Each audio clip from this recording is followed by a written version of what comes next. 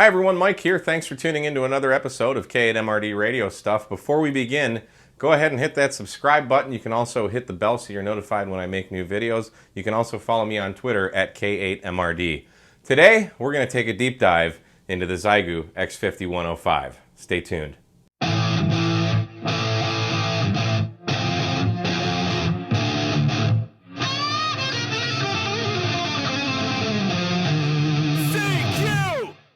So in the video I posted directly before this one, we saw me doing a Parks on the Air activation down in Sebring, Florida when I was on vacation for Hamcation. The radio worked great. I ended up getting 14 contacts in about 45 minutes. The bands were not so great that day. But I want to take a look at and show you all of the menus and how it works. It's a really, really easy radio to wrap your head around. So let's take a look and see what we got. I'll spare you the unboxing video, but this is everything that comes in it.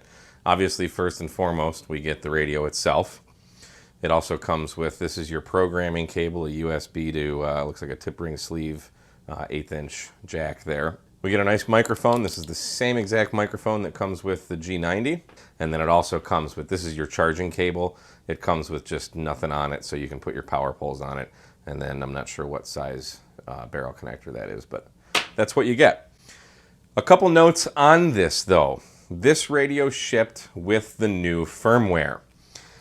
The manual, however, is for the old firmware, and they are drastically different. It's written well, you know, it's decent enough English, but the menus are all different. The way that the radio looks, so that's the old firmware. That's the way the radio looked. And it doesn't look anything like that now. It's different. It's a good thing. I like the way it's laid out now, but it doesn't look like this.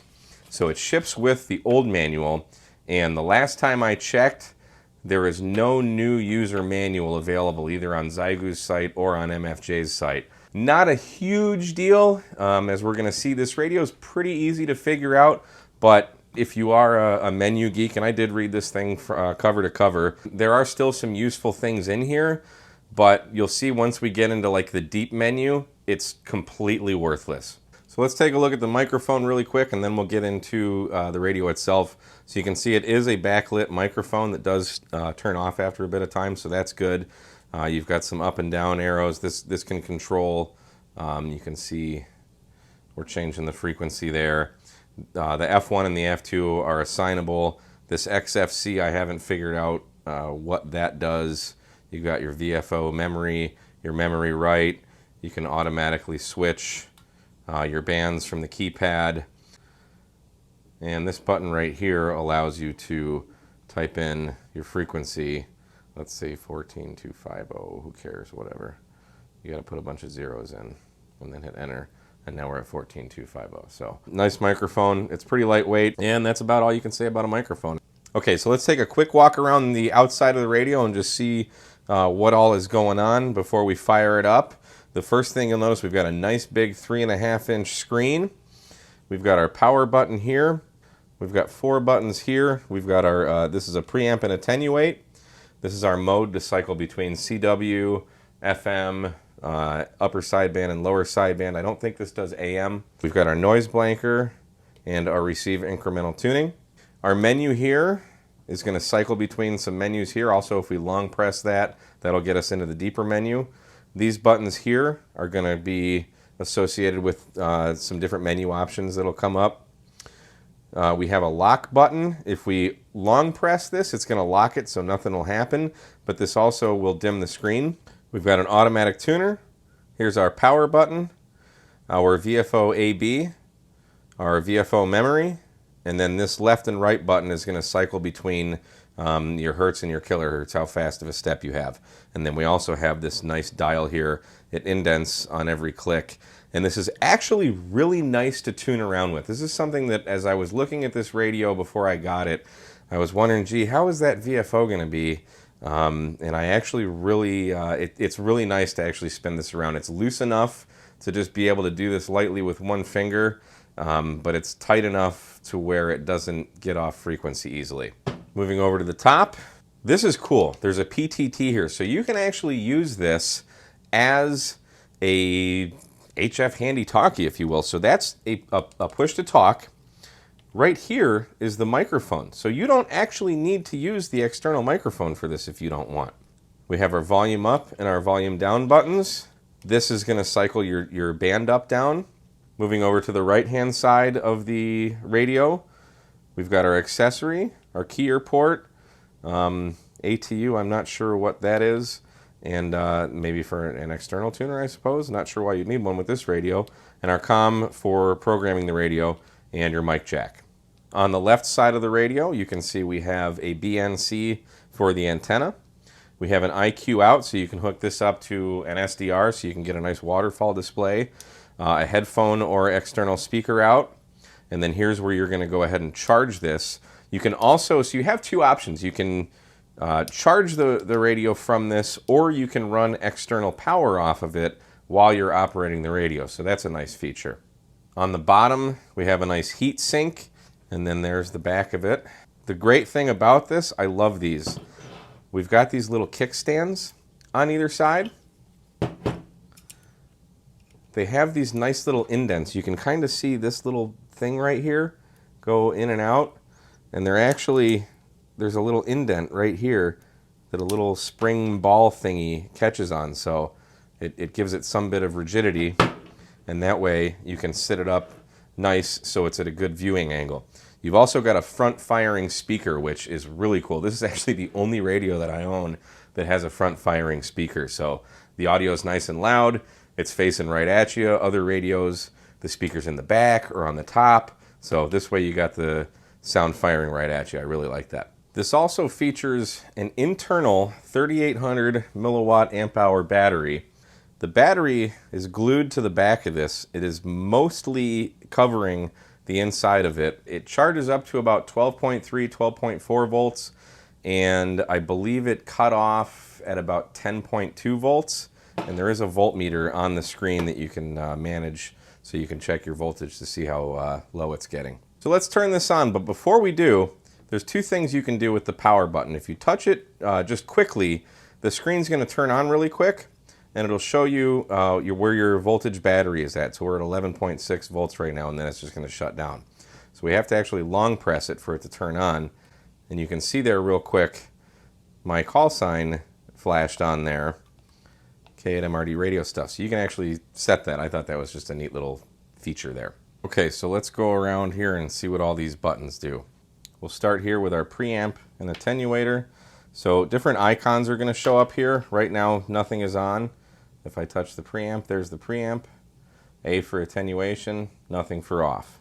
Then we have our noise blanker. So you can see it's kind of like a little digital signal there that goes up. Our RIT, so we can adjust for split. And then we have our mode. Right now we're in USB. CW, there's also a little BK for break-in. CW reverse. Narrow FM. AM, oh it does do AM, I was wrong. And lower sideband. Up here we have our VFO memory. I don't have any memories programmed, so that's not going to do anything right now.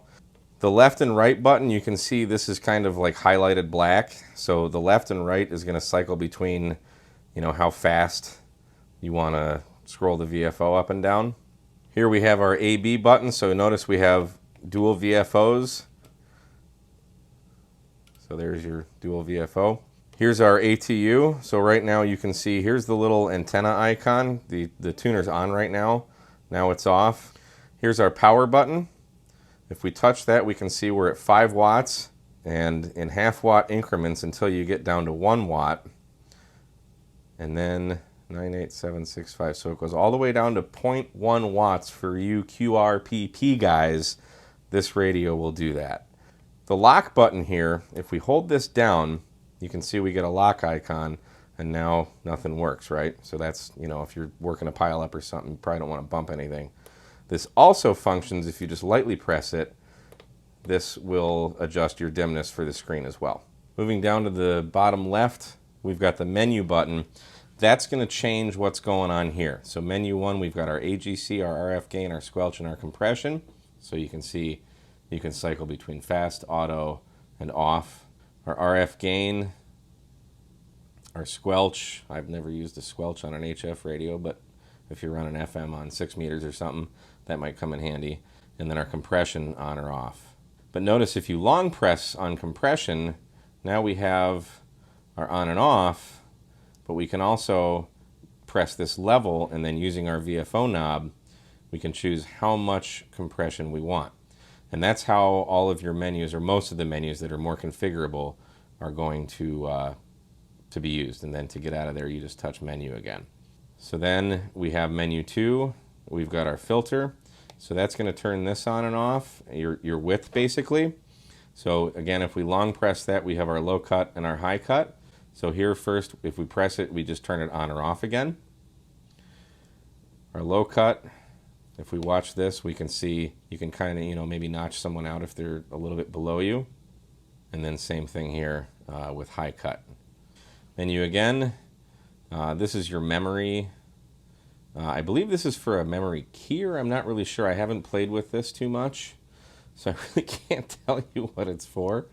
You've got a message. So this is like for CW. I think you can configure different messages to send out there, so you can adjust them that way. Your call sign, here's where you would type in. You probably wouldn't type in K8MRD radio stuff unless you were a stalker like John Deere or Rob. But you just cycle through here. If I want to put a space, now you can see down here, there's a little indicator underneath the D right now. And you would just put insert, whatever. Menu 4 is your keyer. So you've got auto R, manual, auto left. I'm not so much a CW guy, so that'll probably mean more to those of you who do CW. Here you can set your tone for the CW. Your QSK time, again, I'm not familiar with CW so much, but whatever those mean, you've got them too. Menu 5, you've got digital, so you can cycle through this. So this CW DEM, I would assume is demodulate. So here there's no antenna plugged in, so we're getting a bunch of T's, but this will decode CW. You've got a RIDI decode, PSK 31, 63, 125. You can set your threshold for, I think this might be words per minute, I would guess. Again, your tone, and back to the message thing here, so you can throw your messages out. This SRM, this gives you it just sweeps through the band. So if we press that, you can see it's going to go through, it's just going to scan the band and give you a brief glimpse of, like there's a signal. It's kind of dead tonight, but you can kind of just get a quick glance of what's going on there. SWR. This is an SWR graph. So now it's sweeping. If we hit mode, you can see it's on continuous right now. If we hit mode, we can say single PTT, trigger next. So now it's stopped, and there's a little arrow right there that you probably might not be able to see too well, but it's saying the SWR is 1.1 to 1. We're on a 40, 20, 10, and 6 off-center fed dipole right now. So if we hit the PTT button right here again, that'll start the sweep again. You can kind of see this line. It might be a little faint on the camera, but so again, you can see what your antenna is doing.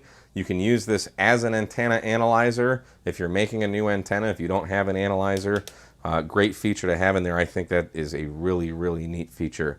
You can adjust your bandwidth, so you can see 6.6 to 7.7 if you want to really go crazy. Menu 6, we have our mic Vox feature.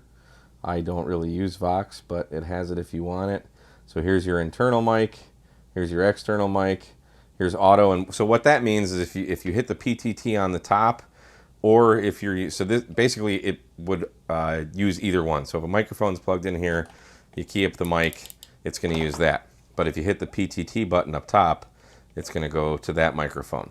Your speaker button, you want to check, that's your headphone, and you get a little headphone icon, and it means it's going to the external speaker. So if you're not getting any sound, you might want to check that.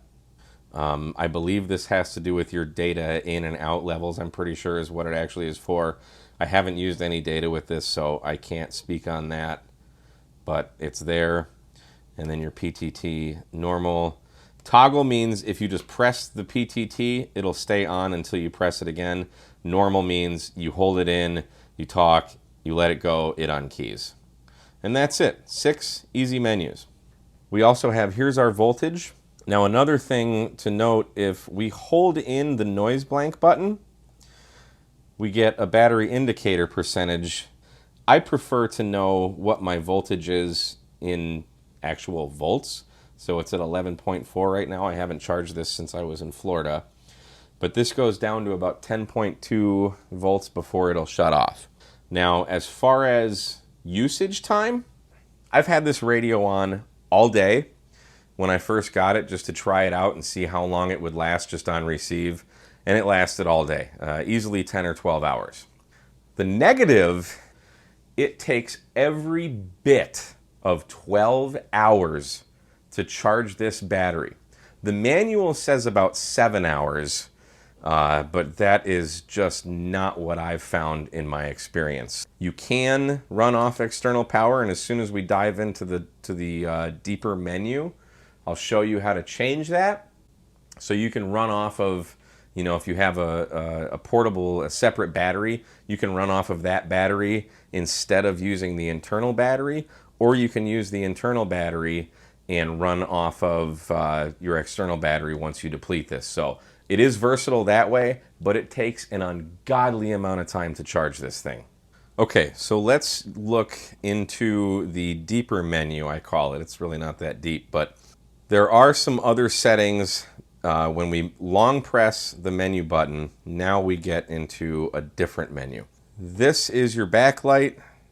All of this is adjustable by your VFO knob. The backlight, as we saw, you can also use on the with the short press of the lock button. So we adjust it to whatever, you hit the save, and it'll go back out. So just to show you, now we're back out. Next we have our LCD contrast, so that's just how dark or light you want the screen. Goes up to 40, goes down to 5, so you can barely see it. I personally like it around 20. We have our beep volume. When you push buttons, it can beep. You can adjust how loud you want those annoying beeps. Here we have our CW tone volume, so when you're keying, you can hear yourself and you know, see if you're actually keying what you want to key. Key beep off. There it is. So I'll show you. Let's turn it on. Save it, and then you can see you get your key beeps. Next, we have our AM modulation level. So however much you want to mod that. Haven't used AM with this radio, so I haven't really played with this. Wherever it was just a second ago was probably how it came from the factory. We have our band stacking mode, so we can go the ham bands only, or we can go the full band. Next we have our mic bias on or off. Here's our charger. If I plug a battery into this, it's going to charge it, even if I'm running. So if I want to use this radio out in the field and I want to use my external battery, I'm going to turn that to off. And the power is only going to come from the external battery, saving the internal battery. If we turn the charger on, it's still going to run from the internal battery, but it will also charge it at the same time.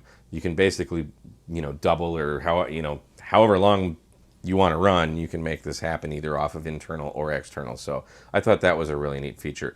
Either way, when it's off, if you plug in power to this, it will start charging. So that's a good thing. Next we have our IF output, and that is that little guy right there. Again, that takes your signal. And basically if you have some of the SDR software on your computer, you can run that into your computer and get a nice waterfall display. Here's our RSSI scale. I have absolutely no clue what that actually stands for, but what happens when you turn this down, this is a real look at your graph. So that's your real meter. So you can basically say, hey, I'm getting a full signal, and you set it all the way up to 100. I don't know why you would want this anything other than 100, because that's 0. So when I'm hearing frequencies, when I'm hearing stations come in, that's how I can get, you know, so I know how accurate their signal's coming in. Here's where we can set our user-defined key on the microphone. So this is the function 1 button right there. So this is just saying what the function 1 button will do. So you can cycle between quite a few different things. and right. So there you go, same thing, key defined. And then you're back to it. So we have a total of 13 user menus, which in the manual says there are 26 because the manual has not been rewritten for this new firmware. At this point, we've looked at everything. That's it. There's nothing else to know. So very easy to just open up the box, get on the air, maybe tinker around with it for a couple minutes, just learning where stuff is. But it is very much a plug-and-play radio. The Xiegu G90 is very similar in the way that the menus are. There's not a lot of stuff to fuss with. It kind of just works, so I really like it. Okay, so let's see how well this tuner works. We're on 160 meters right now. All we have to do is long press this keyer. You'll see the SWR thing going up. Over here, you're going to see some stuff going on, numbers and whatnot, and it'll settle when it settles. The one thing I wish it would do is stop for a second on what the final SWR was, just so you can visually see it. But I hooked up a key to this so we can key up and check where the SWR is. So let's see what happens. So let's key up and see where we're at. About a 2-to-1 SWR, not terrible. Let's check 80 meters. That was pretty low. Look at that, less than 2-to-1. Go up here more in the 75 meter band.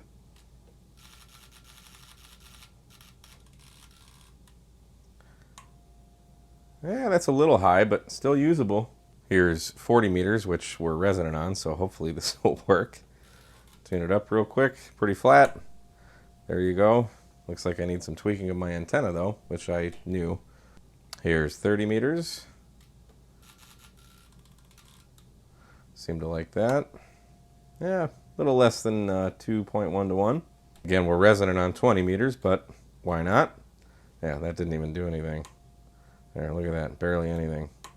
Here's 17 meters. Not loving 17 so much. Let's see if we can tune it again. Yeah, 2.4-ish to 1. Here's 15 meters. Ooh, it liked that one. Yeah, 1.7-ish. Here we are in 12 meters. Ooh, it liked that. Yeah, 1.4-ish to 1. There's 10 meters. 10 meters is a pretty big band, so let's go to the bottom here. See what it does here. Now my antenna is also resonant on this band as well, so I would expect good results. And there are the good results. All right, now we're on the other side of 10 meters. Nothing. Oh, it's a little higher. Let's do it again. 1.7, 1.8. Definitely very usable. And 6 meters, which again this antenna is resonant on, but yeah, barely even moves it. And then at the upper end of 6 meters, and we get good results. Ooh, no we do not.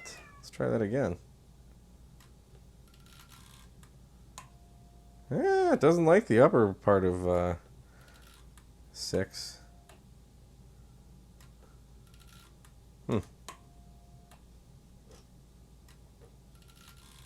That's interesting. All right, so hit it a few times, and we're down to, I don't know, 2.1, 2.2. So very, very versatile internal tuner. The last thing to talk about is simply power consumption. So I'm going to plug in the power supply. I have our watt meter here, so we're going to see how much current it's drawing here in a second. But take a look at the voltage up here. Before we do that, though, I want to go into the menu. Right now I've got the charger off. So I'm going to plug this in, and we're going to see what happens. I got 13.8 volts coming in. That is fairly accurate, 13.7. So now this is only running on external power because the charger is off. We can see we're drawing 0.31 amps on receive. So battery life here, I have a couple 3 amp hour batteries, so I could run this radio just off of a 3 amp hour battery for 10 hours.